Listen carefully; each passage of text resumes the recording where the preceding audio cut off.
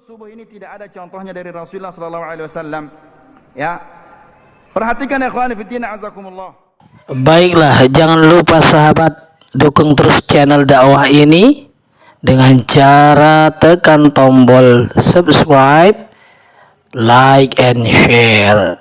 Jangan lupa tekan pula loncengnya ya, agar bisa mendapatkan informasi terbaru dari video yang kami buat. Terima kasih. Rasulullah sallallahu alaihi wasallam, hadis Anas yang mengatakan kana sallallahu alaihi wasallam yaqnutu fil fajri hatta faraqal hayah. Rasulullah sallallahu alaihi wasallam kunut pada salat subuh sampai meninggal dunia. Ini hadisnya lemah. Hadisnya lemah. Yang benar adalah hadis Anas yang tadi kita sampaikan, bahwa Rasulullah sallallahu alaihi wasallam kunut selama 1 bulan berturut-turut, mendoakan pada salat zuhur, maghrib, salat zuhur, asar, maghrib, isya, subuh, mendoakan suku-suku yang membunuh apa? Dai-dai yang diutus oleh Rasulullah sallallahu alaihi wasallam. Ini hadisnya sahih.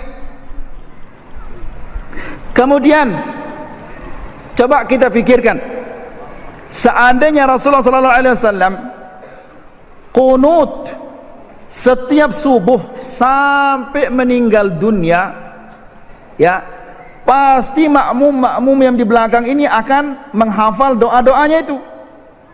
Tidak mungkin Rasulullah mengangkat tangannya kemudian berdoa dengan suara yang jahar, diangkat tangannya dengan suara yang jahar lalu tidak dihafal oleh makmum. Kunut subuh itu ada dalilnya. Kunut subuh itu ada dalilnya. Kunut subuh terus menerus ada dalilnya. Hadisnya dhaif. Dhaif itu artinya apa? Lemah. Lemah itu boleh dipakai atau tidak? Nggak boleh dipakai. Ingat tuh, hadisnya ada dhaif. Kalau dhaif boleh dipakai. Bahkan ada sahabat bertanya, seorang anaknya dari sahabat bertanya, "Wahai ayahku, engkau pernah sholat di belakang belakang Rasulullah SAW, Abu Bakar, Umar, Utsman, Ali. Apakah mereka kunut subuh?" Dijawab oleh bapaknya, "Ai bunayya muhdatsun." Wahai anakku, kunut subuh itu muhdats. Apa makna muhdats? Beda. Bahkan lebih tegas lagi di Sunan Nasai dijelaskan, "Ai bunayya bid'atun." Wahai anakku, kunut subuh itu bid'ah. Kalau bid'ah nggak boleh kita ikut.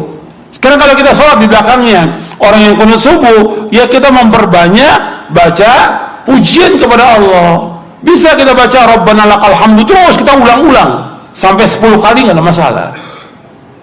Bahkan Nabi pernah membaca li rabbil hamdu li rabbil hamdu li rabbil hamdu li rabbil hamdu terus sebanyak-banyaknya. Bab saat itulah saat memuji kepada Allah. Mereka kunut, biarkan mereka kunut, kita baca pujian kepada Allah, jangan ikut kunutnya dia. Tapi kalau dia sujud wajib ikut karena kita bermakmum dengan imam, nggak boleh kita menyalahi imam. Tapi ketika dia berbuat bid'ah, nggak boleh kita ikut bid'ahnya. Jelas?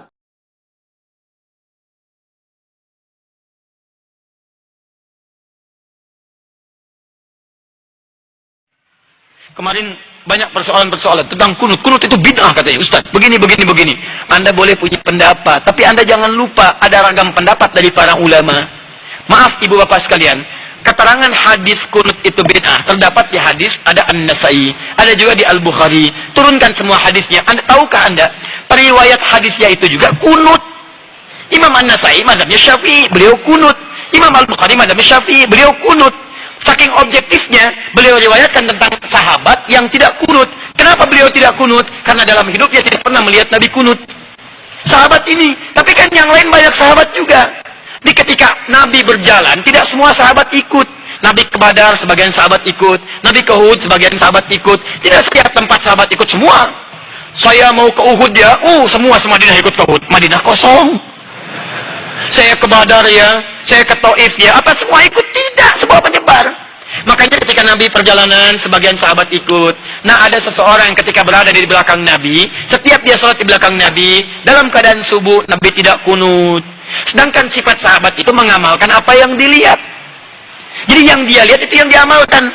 Misal Wa'il bin Hujur sholat di belakang Nabi, Nabi turun pakai lutut. Abu Hurairah sholat di belakang Nabi, Nabi turun sujud pakai telapak tangan. Walaupun keduanya tahu riwayat itu, tapi mohon maaf, mereka mengamalkan apa yang dilihat. Wa'il pakai lutut, Abu Hurairah pakai telapak tangan. Dua-duanya benar, yang salah yang pakai kepala duluan. Belum apa-apa sudah ramai kepalanya, ini bid'ah, ini salah, ini ya, ini. Itu, muka Anda dari ujung kepala sampai ujung kaki bid'ah tuh. Kenapa? Karena Anda tidak belajar hadis dengan ilmunya. Ini yang tidak kunut di belakang Nabi karena dia sholat di belakang Nabi. Nabi nggak kunut. Tapi ada sebagian sahabat sholat di belakang Nabi. Nabi pernah kunut. Ada Abdullah bin Umar. Nabi mengajarkan kunut pada Al-Hasan cucunya. Dari situ disimpulkan oleh ulama. Apa kesimpulannya? Yang mau kunut silahkan. Maka Imam Malik kunut. Kunutnya sebelum ruku disirkan. Imam Malik itu Masya Allah anak sahabat besar. Anas bin Malik, lahir anaknya Malik bin Anas, 93 Hijrah, lahirnya di Madinah, tumbuh di Madinah, besar di Madinah, jadi mufti di Madinah, wafat di Madinah, dikenal dengan Imam Madinah, Darul Hijrah, Imam Madinah kunutnya sir. Imam Syafi'i muridnya Imam Malik, lahir tahun 150 Hijrah, kunut. Beda dengan gurunya, Syafi'i dijaharkan, kunutnya ba'da ruku, bangun setelah i'tidal dijaharkan. Bacaannya sama dari Nabi, Allahumma hdini fiman hadid. Kalau jadi imam, Allahumma hdina fiman hadid. Imam Abu Hanifah, wafat tahun 150 Hijrah, memilih yang tidak kunut, ngambil hadis sahabat yang tadi. Karena kata beliau asalnya tidak kunut. Ada kejadian di Bir Maunah, Nabi kunut, setelah itu tidak kunut lagi. Maka disimpulkan kunut itu menurut saya tidak ada. Karena sementara saja, setelah itu tidak ada. Maka kembali ke asal, tidak ada kunut. Abu Hanifah tidak kunut. Diamalkan itu dari yang tadi. Imam Ahmad datang kemudian, lahir tahun 163 Hijrah. Imam Ahmad muridnya Imam Syafi'i. Syafi'i muridnya Imam Malik. Imam Malik masa yang sama dengan Ibu Abu Hanifah. Wafatnya duluan Abu Hanifah. Apa yang terjadi dengan Imam Ahmad? Kata Imam Ahmad, saya ambil yang pertengahan. Tengah-tengah saja. Ini kunut jahar, ini tidak kunut. Saya ambil tengah-tengah. Apa tengah-tengahnya? Nabi kunut saat ada peristiwa besar membutuhkan doa. Sebelumnya tidak kunut. Saat ada peristiwa itu beliau kunut. Setelah itu tidak kunut lagi. Menurut pemahaman Imam Ahmad bin Hanbal. Maka saya simpulkan kunut itu saat ada peristiwa besar saja yang butuh doa. Peristiwa besar butuh doa namanya nazilah. Maka dikenal dengan kunut nazilah. Tapi hebatnya Imam Ahmad dengan Imam Syafi'i tidak ada masalah. Salat di belakang Imam Syafi'i beliau kunut. Imam Syafi'i salat di belakang Imam Ahmad beliau tidak kunut. Imam Syafi'i datang ke tempat Imam Abu Hanifah. Imam Abu Hanifah sudah wafat. Ketika beliau memberikan ilmu di tempatnya, kemudian diminta jadi imam saat subuh, beliau tidak kunut. Selesai itu kata muridnya, "Syal Imam, kenapa Anda tidak kunut?" Kata Imam Asy-Syafi'i, "Saya menghormati pendapat di tempat Imam Abu Hanifah yang tidak kunut." Luar biasa. Imam besar, ahli fikih, imam madhab, ahli hadis, paham hadisnya, tidak ada masalah. Antum bukan imam besar, jadi makmum kadang-kadang, Quran belum hafal, hadis belum tahu, Masya Allah, gara-gara masalah kunut, pada tidak ke masjid. Yang kunut benar, yang tidak kunut benar, yang salah yang tidak sholat subuh. Tuh. Makanya sangat disayangkan ya, jikalau ada seseorang di zaman sekarang ini, dia ini baru beberapa tahun saja mendalami ilmu hadis, baru beberapa tahun saja. Terus tiba-tiba mengatakan hadis ini sahih, hadis ini dhaif, ya. Hadis ini sahih, hadis ini lemah. Hanya lewat pandangan beberapa ustaz. Jadi seperti apa misalnya? Seperti apa? Saya kasih contoh. Seperti hadis al-qunut. Seperti hadis apa? Qunut subuh. Seperti hadis qunut subuh. Hadis qunut subuh itu yang mana Ustaz? Hadis qunut subuh yang mana? Yang diriwayatkan oleh Imam Ad-Darqutni, yang berbunyi dari hadis Anas bahwa Rasulullah sallallahu alaihi wa alihi wasallam mazala yaqnutu fi salati subhi hatta faraqat dunya. Rasulullah senantiasa melaksanakan qunut dalam salat subuh sampai beliau meninggal dunia. Oleh karenanya itu pegangan Imam Syafi'i yang menyunahkan kunut dalam sholat apa? Sholat subuh. Ada beberapa ulama atau ada beberapa ustadz ya lebih tepatnya yang menyatakan hadis ini lemah. Dan itu ada pembahasannya, bukan tidak ada pembahasannya. Jadi pembahasannya itu sekalian sudah. Karena di sanadnya itu ada Abu Ja'far Ar-Razi yang bernama Isa bin Abi Isa. Abu Ja'far Ar-Razi dari Ar-Rabi' dari Anas. Abu Ja'far Ar-Razi ini, karena ada Abu Ja'far Ar-Razi, maka dikatakan hadis tersebut lemah karena beliau ini bukan seorang thiqah. Jadi beliau kalau meriwayatkan hadis intinya ada kelemahan. Akan tetapi ulama yang lain membahasnya bagaimana? Ulama yang lain itu membahasnya seperti Imam Al-Hafidz Ibnu Hajar menjelaskan di dalam kitab Al-Hadyus Sari, atau ini juga dibahas oleh Imam Yahya bin Ma'in dan juga Imam Ali Ibnul Madini yang menyatakan bahwa Imam Abu Ja'far Ar-Razi itu thiqah. Beliau itu Abu Ja'far Ar-Razi, ya, bisa tidak diterima hadisnya, ada kelemahan ketika meriwayatkan hadis Rasulullah jikalau beliau meriwayatkannya dari Al-Mughirah.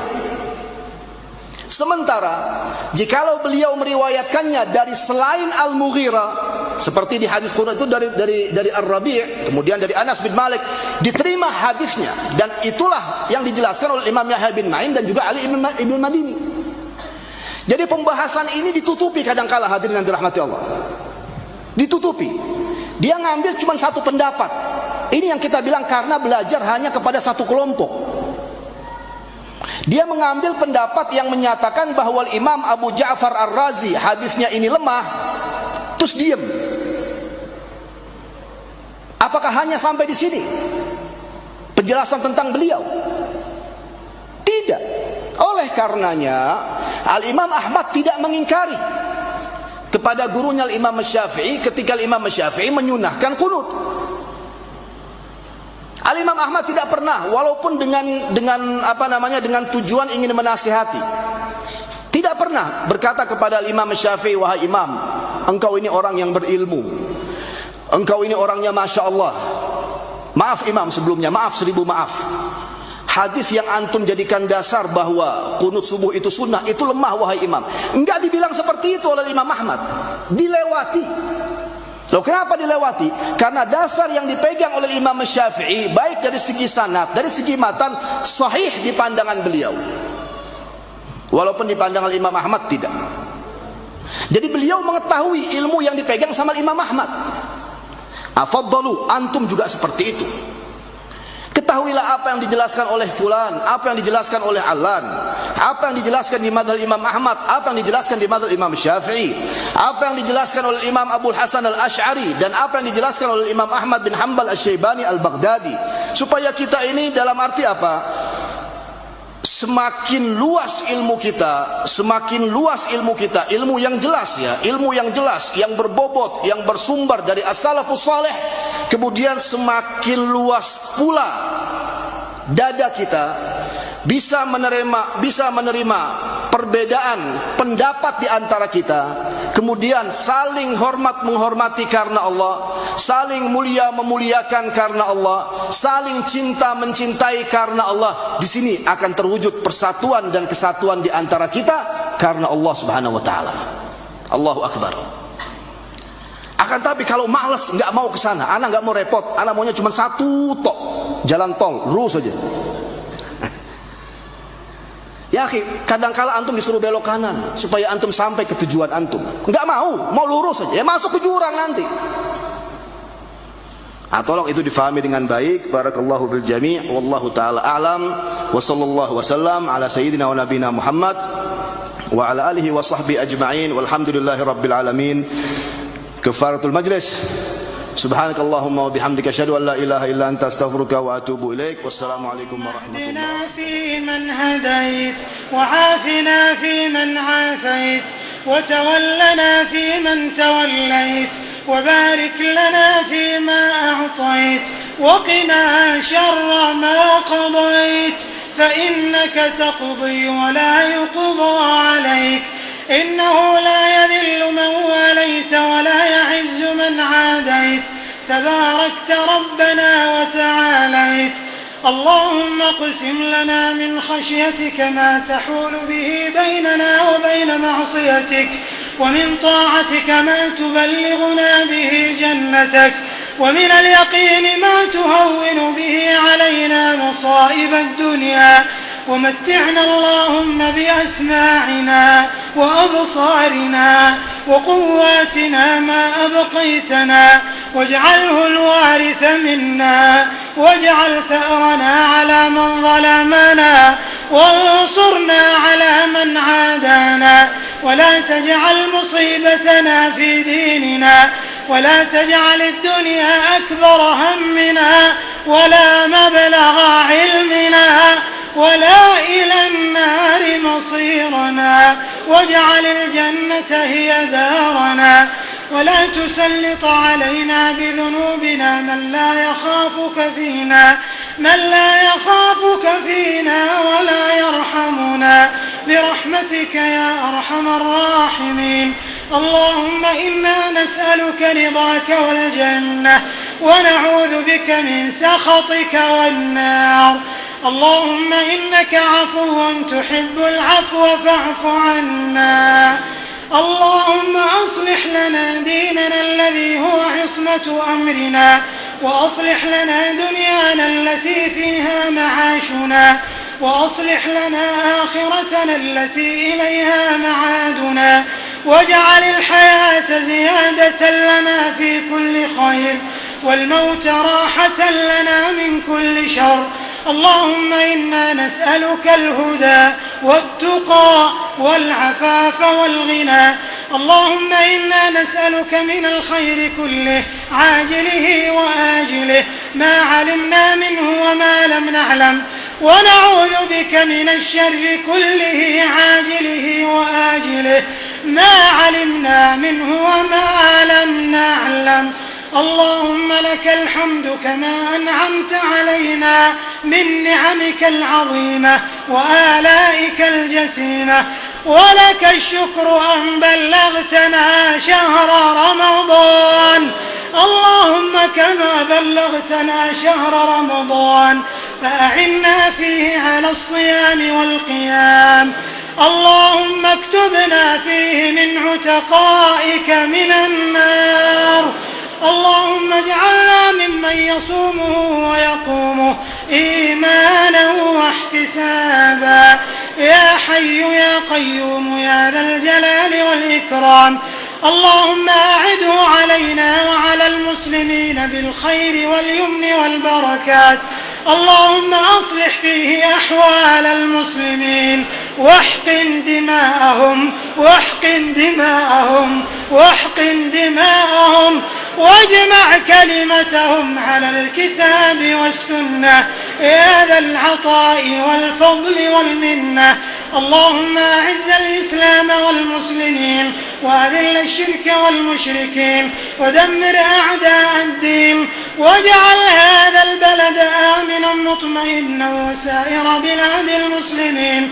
اللهم آمنا في أوطاننا وأصلح أئمتنا وولاة أمورنا وأيد بالحق إمامنا وولي أمرنا.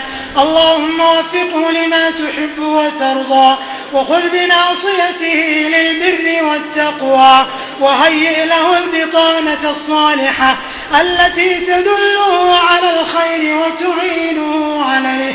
اللهم وفق جميع ولاة المسلمين للعمل بكتابك واتباع سنة نبيك صلى الله عليه وسلم.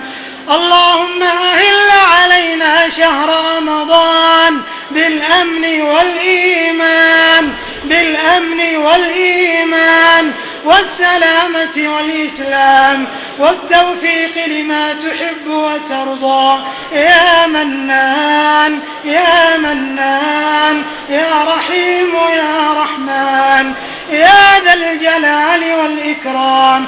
اللهم إنا نعوذ برضاك من سخطك وبمعافاتك من عقوبتك وبك منك لا نحصي ثناء عليك أنت كما أثنيت على نفسك. ربنا آتنا في الدنيا حسنة وفي الآخرة حسنة وقنا عذاب النار. ربنا تقبل منا إنك أنت السميع العليم وتب علينا إنك أنت التواب الرحيم واغفر لنا ولوالدينا ووالديهم وجميع المسلمين الأحياء منهم والميتين برحمتك يا أرحم الراحمين. وصل اللهم وسلم وبارك على نبينا محمد وعلى آله وصحبه أجمعين. Gimana sahabat sekalian? Semoga bermanfaat. Assalamualaikum warahmatullahi wabarakatuh. Stop bilang bid'ah. Stop bilang sesat kepada saudara muslimmu. Bila yang mereka amalkan juga memiliki dalil, mari saling menghargai, mari saling lapang dada. Jaga ukhuwah Islamiyah kita, jaga persatuan Islam.